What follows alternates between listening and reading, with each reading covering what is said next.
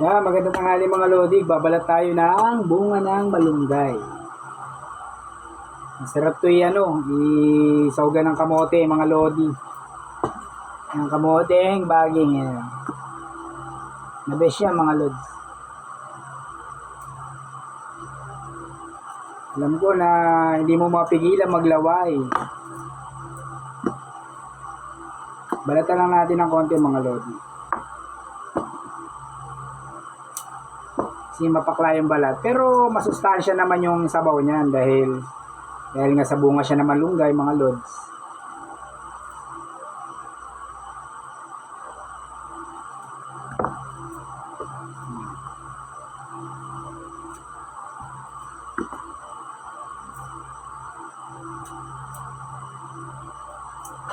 Yan.